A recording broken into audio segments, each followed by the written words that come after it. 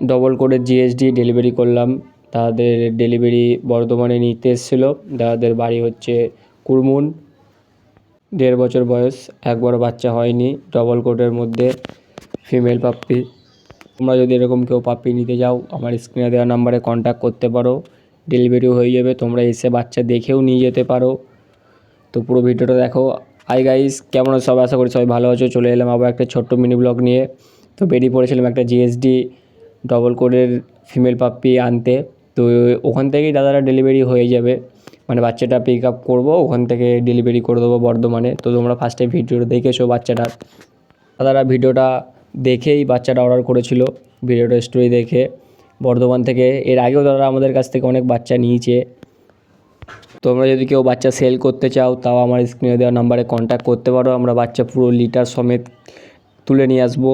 Plus তোমরা যদি বাচ্চা কেউ আমাদের কাছ থেকে কিনতে চাও তাও কন্ট্যাক্ট করতে পারো, আমরা বাচ্চার ডেলিভারিও করে দিই। বা তোমরা যদি বাচ্চা কোনো জায়গা থেকে কেনো, বাচ্চা ডেলিভারি করতে পারছো না বা আনতে পারছো না, আমরা সেটাও করে দিই। আমাদের ডেলিভারি ছেলে সমেত বাচ্চা নিয়ে যাবে, কেউ গাড়িতে তুলবে না। বা গাড়িতে তুলে তোমরা কেউ কোনো দিন বাচ্চা আনবে না।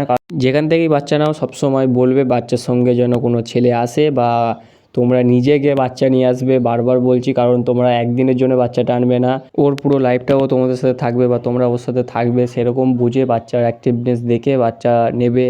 কারণ নতুন বাচ্চা আনার পরে হয়তো কোনো হেলথ ইস্যু থাকতে পারে, তোমরা সেটা নিয়ে ভেঙে পড়বে বা ওকে অবহেলা করবে। তো সেটা তো হয় না, না? তো তোমরা সেটা দেখেই আনবে। আর ডেলিভারি সবসময় বলবে যে ছেলে দিয়ে ডেলিভারি করতে, কারণ গাড়িতে বাচ্চা অনেক প্রবলেমে থাকে। আমাদের নিজেদেরও বাচ্চা আনতে হয়, আমরা গাড়িতে এনে অনেকবার দেখেছি বাচ্চার হেলথ ইস্যু অনেক দেখা যায়। তো তোমরা একটু চেষ্টা করবে নিজেরা গিয়ে পিক আপ করার বাচ্চাটা। তো আমি আর আমার যে ডেলিভারি দাদাটা যাই, দুজনে মিলে বেরিয়ে পড়েছিলাম। বাচ্চাটা ফার্স্টে পিক আপ করবো, তারপরে এই যে বাচ্চাটা, এটা হচ্ছে জিএসডি ফিমেলটা, এটাকে দাদারা গাড়িতে তোলার পরে আমরা আবার চলে গেলাম বর্ধমানের জন্য বেরোলাম। দাদারা বর্ধমানে এসে অলরেডি বসেছিল, আমাদের একটু লেট হয়েছিল। বাচ্চা নিয়ে গেলে অত লেট হতো না, কারণ বাচ্চা বাস্কেটের ভেতর ঢুকিয়ে নিয়ে বেরিয়ে যেতাম ট্রেনে। আর এটা নিয়ে ট্রেনে বেরোনো যাচ্ছে না, হাওয়া লাগলেই চিল্লাচ্ছিলো, লাফালাফি করছিলো, গাড়িতে প্রবলেম হচ্ছিলো একটু।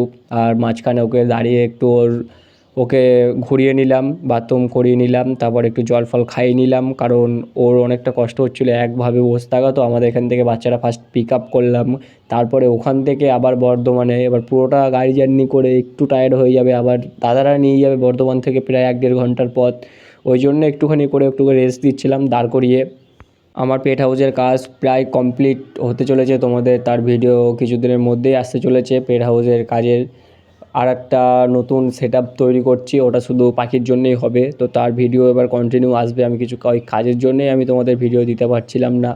আমাদের নতুন মেম্বার হ্যাপিরও ভিডিও এবার ডেলি আসবে।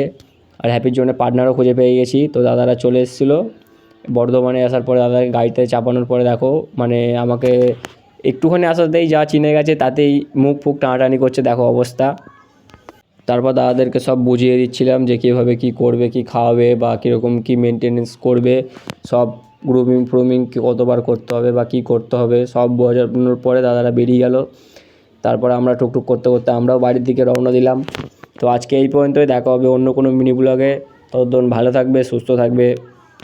তোমরা যারা ফেসবুক থেকে ইনস্টা থেকে দেখছো তারা ফলো করে দেবে, আর যারা ইউটিউব থেকে দেখছো তারা প্লিজ সাবস্ক্রাইব করে দেবে, লাইক কমেন্ট শেয়ার করে দেবে। কেমন লাগছে সেটাও কমেন্টে অবশ্যই জানাবে। আর তোমরা যদি কেউ বাচ্চা নিতে চাও আমার স্ক্রিনে দেওয়া নাম্বারে কন্ট্যাক্ট করবে।